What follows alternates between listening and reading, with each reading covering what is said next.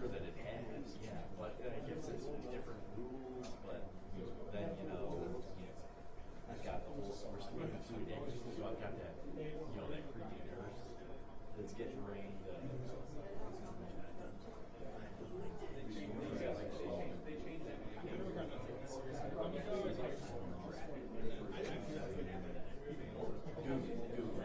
I did a story on it last week where the civil suit in Chicago had like 21.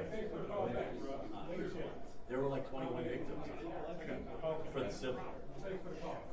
And that's a different civil suit than like the top one civil suit. Yeah, they last week the Chicago law firm announced a civil lawsuit. So like 30 seats is really But the thing that's weird, this guy also, so he's getting a rain today for 4 more DMCs, but a Livonia one, because Livonia police have been investigating it. And it sounds like it was just like some kind of like paperwork mistake as prosecutors. But nobody at the press conference asked about it. Nobody at the press conference asked. I was like, how did nobody at the press conference ask the question like, so is it your fault? Like, nobody asked?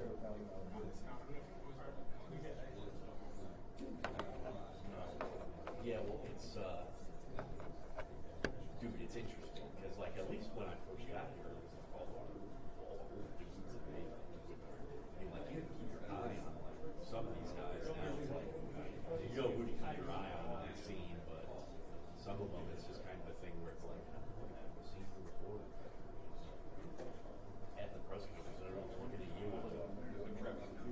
Come on, come on. But you know what it's like too, where it's like, right. I could be on a story where it's like, this is my easy story of the day, this is all I need, I have to go do this one. If we only had the one, it would be like, all right, tell me more about it. I think they are. We're working our way to 24/7 and all that. Personally, I like him. He's intense, but I like him. And I like the new news director too. I like both of them, but it's a lot of changes. I mean, we needed to do it, but it's been good.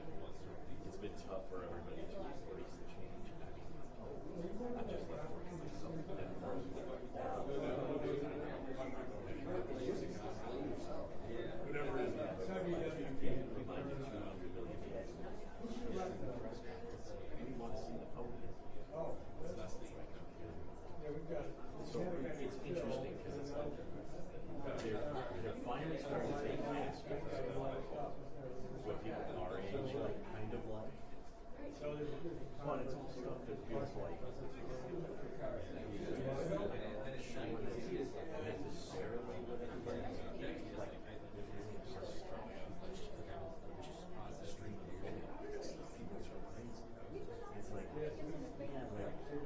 like the comments revisiting his day, like the narrative, they would talk about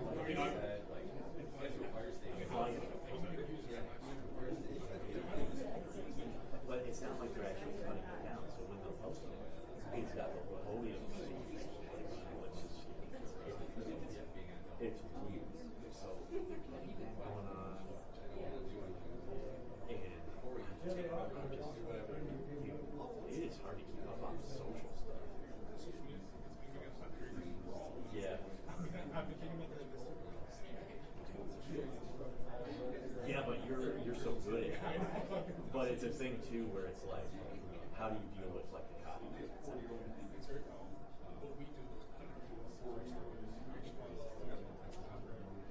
Oh really?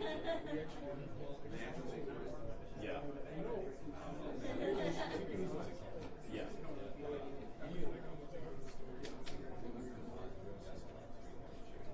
Yeah, exactly. Well, because like if I have it where it's like I know I got something pretty good, or like hey I'm really good with it, I'll put the watermark on my TikTok.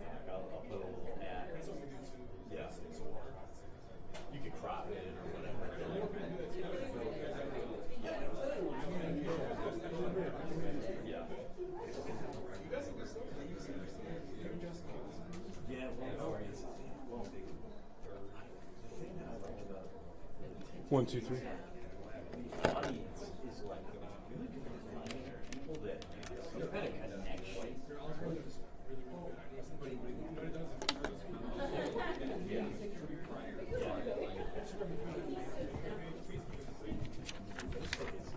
Facebook just what Facebook. Good afternoon, everyone. Thank you for coming out. I'm Deputy Chief Aaron Hughley. I oversee our Investigations Division and serve as our agency's Public Information Officer. Standing here with me today is Southfield Police Chief Elvin Barren, Deputy Chief Jeffrey Jagowski, who oversees our Patrol Division, and Acting Special Agent in Charge Ruben Coleman with the FBI. Also in the audience, we have one of the victims of the shooting here in the audience with us as well. Today, Chief Barren will update the public regarding the senseless, non-fatal shooting that occurred on Tuesday, October 28, 2025 at approximately 5:58 p.m. at the BP gas station here in the city of Southfield at 24722 Southfield Road. I ask that you please hold all of your questions until the conclusion of the press briefing and turn off or mute any cell phones or other electronic devices. Also, please wait to be escorted back down to the main lobby. A press packet is available on the back table, which includes a USB drive of all files presented here today. And also for record-keeping purposes, we ask that you complete our media sign-in sheet also to the rear of the room. And without any further delay, Chief Barren. Thank you, Deputy Chief. And as always, keeping in tradition, thanking the media for being here as well. It's important that we release this information. Also, my good friend, ASAC Ruben Coleman, who I've known for a number of years for the FBI. So this investigation began back in October 28th, 2025 as a result of two groups coming in contact with each other in the city of Southfield and having a shootout at the BP gas station. As a result, two innocent bystanders were shot. Many of the news outlets did report this. As we told the victims, the media, and the community, we would get to the bottom of this. These investigations was extensive.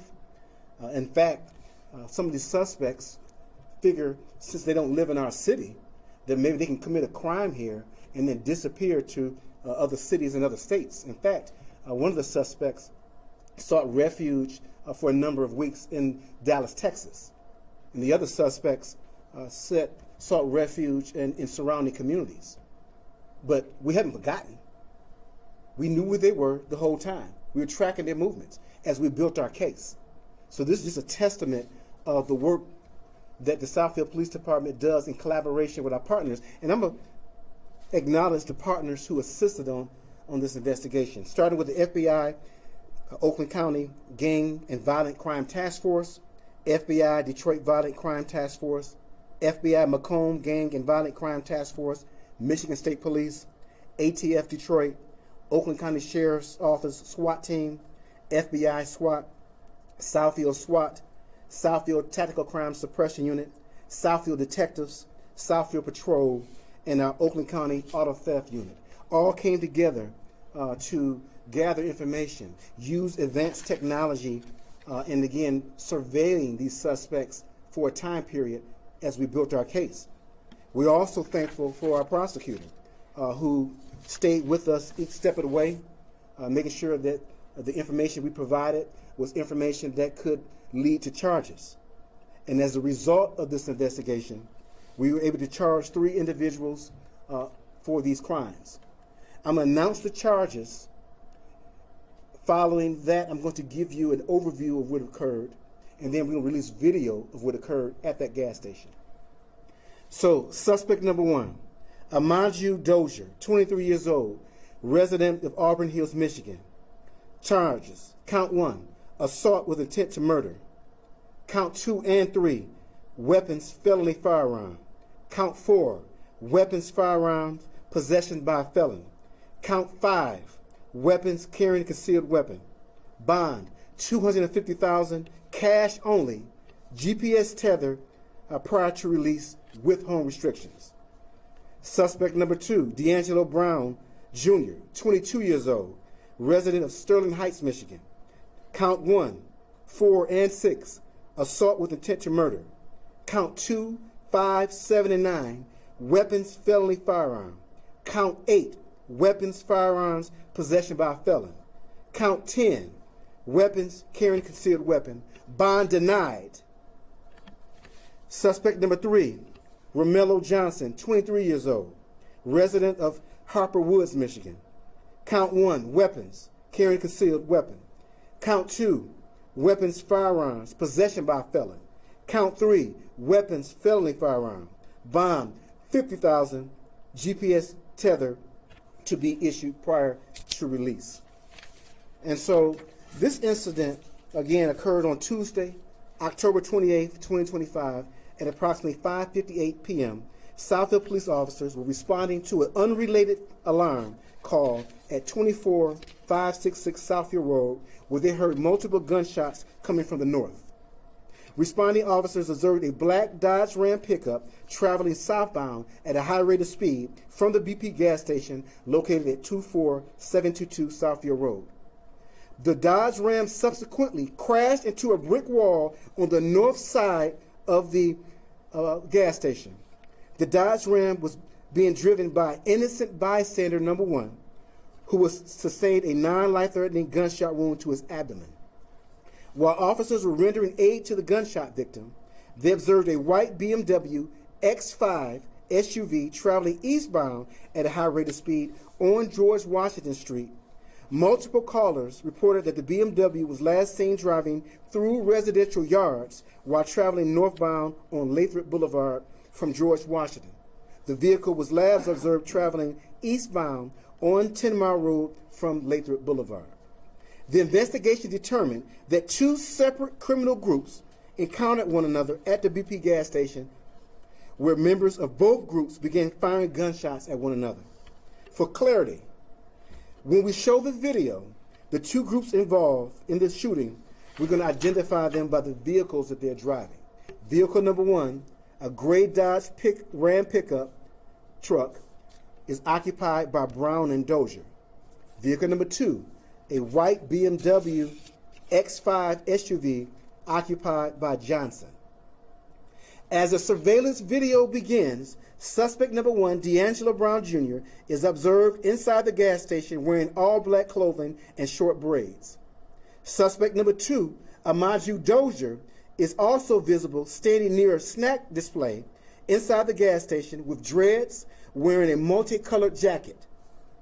The white BMW X5, driven by suspect number 3, Romeo Johnson, arrives at the gas station and pulls directly behind the gray Dodge Ram. The innocent bystander, which we describe as number 1, is seen walking in the upper right-hand corner of the vehicle. He is the first innocent bystander struck by gunfire. As the victim approaches the front doors of the gas station, Johnson exits the BMW wearing an orange skull cap with his right hand tucked into his chest area of his jacket and quickly approaches the entrance. Johnson pauses at the doorway as Brown Jr. circles around the innocent bystander and produces a handgun from his waistband.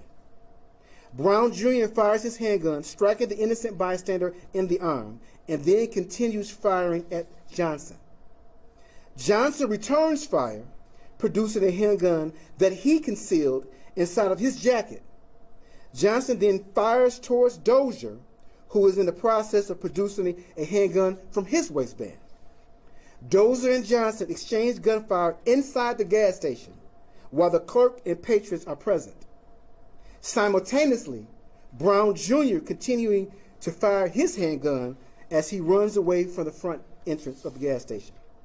At the same time, a 4th unidentified shooter emerges from the right rear passenger area of the white BMW X5 and fires towards Brown Jr. and Dozier. A second innocent bystander, who was driving a black Dodge Ram pickup, that truck is unrelated to this incident, attempted to flee the gas station with a passenger. While doing so, Brown Jr. fired into the vehicle, striking the driver in the upper abdomen.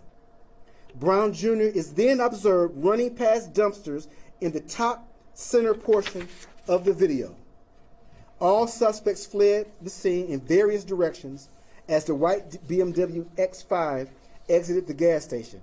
Additional gunfire is directed towards the second innocent bystander, which had previously been struck. And we believe that since the innocent bystander's vehicle was a pickup truck in similar color to the other one, that he was firing at his rival gang member. Both innocent bystanders were later transported to Providence Hospital by Southfield EMS. On Tuesday, January 6th, at approximately 6:30 a.m., Southfield detectives, assisted by the FBI Macomb County Gang and Violent Crime Task Force and the Oakland County SWAT team, executed a search warrant in the 200 block of Timber Trail in the city of Auburn Hills. Amaju Dozier was arrested without incident and transported to Southfield Jail. On Sunday, January 11th, at approximately 9:30 p.m., Southfield detectives, assisted by the FBI Oakland County Gang and Violent Crimes Task Force and FBI SWAT, executed a search warrant in the 24,000 block of Grand River Avenue in the city of Detroit.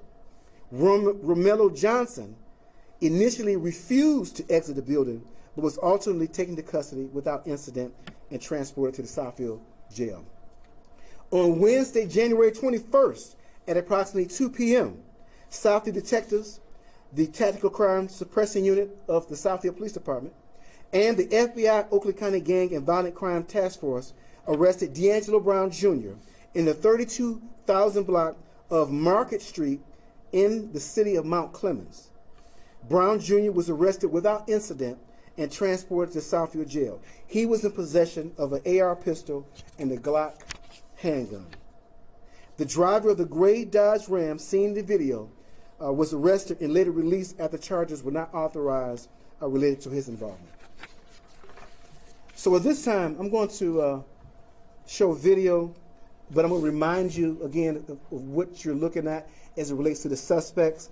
Remembering Amaju Dozier has dreads at that time. You see in the photo, he's not wearing dreads, but at that time wearing dreads and a multicolored jacket. Then you're going to see his accomplice, D'Angelo Brown Jr. He has on a black clothing and black braids. And then later on in the video, you're going to see Romello Johnson appear, and he'll be wearing an orange skull cap. So at this time, dim the lights and show the video.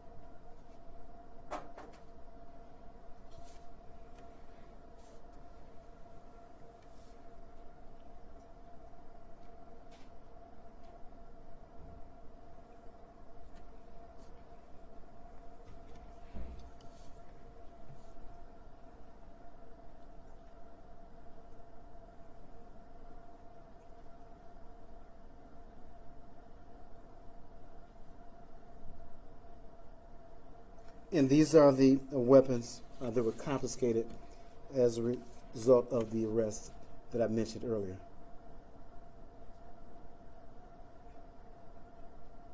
Okay, if we could turn the lights back on, and then I'll give media an opportunity to focus back in on the podium. I do want to acknowledge one of our victims again who is present. He does ask that the media not show his image or use his name in any media reports. We acknowledge him. We're thankful that he will recover from his injuries. Certainly still has a road to go in recovering, as this is not only physical harm but also psychological harm that he will endure really for the rest of his life. So we do commend him for being here, having the strength to join us, so that way he can see accountability transpire and also reflect on what happened to him. The next thing I want to bring to your attention is that I mentioned that these individuals are involved in groups and gangs not affiliated with the city of Southfield. I mentioned that Amaju Dozier, who's a resident of Auburn Hills, and D'Angelo Brown, a resident of Sterling Heights, they are part of a group called Exit 218. And Romello Johnson, again a resident of Harper Woods, is part of a group called 700. And so again, as I mentioned, you come into our city, commit these crimes. We have some really good detectives here. We collaborate very well with our federal partners, our county partners, and our local partners. We were able to track all these individuals, knowing exactly where they were, both in-state and out-of-state, as we built our case. And so just a message that we continue to send, that we have not forgotten about these crimes. And they found out very quickly when we knocked on their doors earlier this month. So this time I'm going to turn it over to, again, ASAC Ruben Coleman for comment.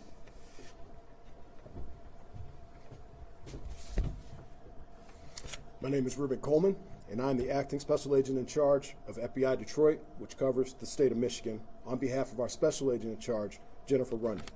I would like to thank Chief Barren, Deputy Chief Hughley, and Deputy Chief Jagilski, and the entire team for their leadership and commitment to the public safety here in Southfield. I would also like to acknowledge the hardworking members of FBI's Oakland County Resident Agency who continue to work tirelessly to protect our community. One of the FBI's top priorities is focusing on preventing, investigating, and crushing violent crime. We are proud to have a member from the Southfield Police Department as a dedicated task force officer with the Oakland County Gang and Violent Crime Task Force. Creating and maintaining strong partnerships are essential in law enforcement. The combined efforts and seamless coordination between our agency have been instrumental in moving this case forward in hopes of bringing justice to both the victims and families. The FBI remains committed to working with our community and law enforcement partners in our mission to protect the American people and uphold the Constitution of the United States. Thank you again, everyone involved, for your trust, dedication, and teamwork. Thank you, ASAC. At this time, I open up the floor for questions. Chief, have your investigators been able to determine what type of ongoing issue there was between these two groups? Yes, so I'm so glad you asked that question. As a result of this investigation, we were able to learn that these individuals were being looked at by multiple cities throughout southeast Michigan for crimes associated with incidents in their cities. They're still working on being able to link them for prosecution, but the investigation revealed that their names came up in several investigations in surrounding cities. And secondly, with sorry you had to deal with this, would you be open to sharing us your perspective about what happened and how you're doing without us showing your face at all? Yeah. So the question was, with the one of our victims like to share any or reflect on this. At this time, he chooses to decline to comment. Chief, do we know who started firing first? Because you had a great breakdown of it, but it happened extremely fast. Yeah, it was almost simultaneous. It happened so fast as reported. You see on the video, both prepped to shoot. You know, when the orange skull cap came into the picture, Romello Johnson, you saw him with his hand inside of his jacket, ready to go. Again, these groups know who each other are. So I think at that point, both groups decided to get their weapons ready to respond to each other. And you said there's a fourth unidentified shooter that was Right. Correct. Okay. And then is there anything on how you guys were able to track these guys down and figure out who they were? Right, and so as always, I try not to get into every particular investigative tools that we have, because you have individuals who may do countermeasures. But I will say that through the use of, number one, good old-fashioned detective work. Number two, using some of the advanced technology that's available, we were able to, again, identify the vehicles, identify where these individuals fled to, and then, as I said before, do surveillance operations while our case was being investigated so that we knew where they were, had eyes on them the whole time, and then effect the arrests as soon as we had the evidence presented to the prosecutor's office for charging decision. Chief, do you believe the two groups planned to meet at this location or happened to see one another and react? So a theory that we have is that maybe one followed the other into the city. As you saw the BMW come in at the end of the video, it's a theory that he may have seen these two and followed them into our city. The other theory is what you said, that by happenstance they came into contact with one another. We really don't know, but those are the two theories that we're working on. And all the shooting occurred inside or some inside and outside? Yes, so it's inside and outside. I know the video is very quick, but they're firing inside and then it transfers to outside. Any idea how many shots were fired? Unknown, just multiple. Chief, have you confirmed that these are the weapons in fact involved in that shooting? So those weapons are currently being processed. So we don't know if they're the ones related to the shooting or not. These are just the weapons that was recovered after we made the arrest. And Chief, can you just go over one last time about how many people were wounded? This was all non-fatal, it sounds Right. like. How many people were wounded, how many of them innocent, and what their conditions are now? Right, we have two males that were wounded. One struck in the arm, one struck in the abdomen. And again, both of them, fortunately, are non-life-threatening injuries. But as I always say, their lives are still changed, both psychologically and physically, forever. And they were the bystanders. People who were involved in the actual shooting were not injured. And the people who involved were not injured. Ain't that something? And to the investigators, this type of gang activity, we know what happens across Metro Detroit from time to time. Is this an anomaly in the city of Southfield? Well, again, you rocking the day with some great questions, because we get thank you, because we get those questions. As you know, Southfield has become a destination with the restaurants, the dining, the entertainment, and so we get a lot of people that come to our city, and a lot of people that live in Southfield know people, and so a lot of destination for our city. As a result, it does bring in individuals, unfortunately, that seek to do harm to one another, and then they happen to have these conflicts in our city. And you've seen me report these incidents a number of times over the last several months. But again, we're going to continue to welcome individuals to our city. We're just going to continue to investigate and hold people accountable who come into our city and commit these types of crimes, because they will not be tolerated. And I think, as you've been following our incidents, we hold people accountable through investigation, and I'm going to say good old-fashioned police work from these detectives. And you still would like, if anyone knows who that fourth person is, come forward. Absolutely, yeah. If anyone has any other information related to this incident, continue to bring that information to us. Although we have an individual, as I mentioned in my remarks, that was not charged because of a lack of evidence, and then another individual, as you pointed out, who was unable to be identified.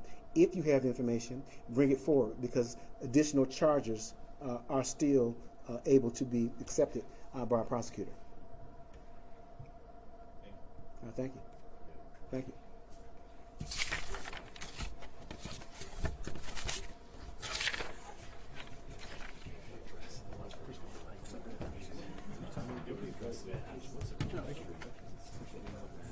Hey, Wam. He probably would know better than He said, nice to see you. Absolutely. I want to see some of you. Sure. These are questions about the cross streets associated with the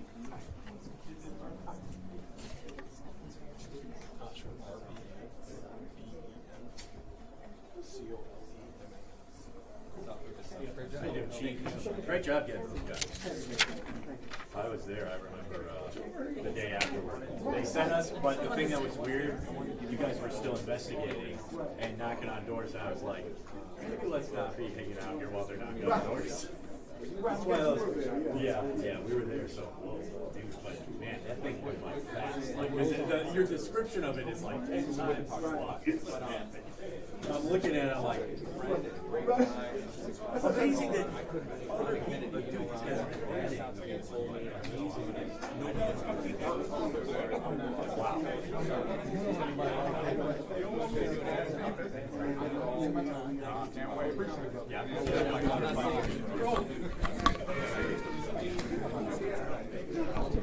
Oh, I got you.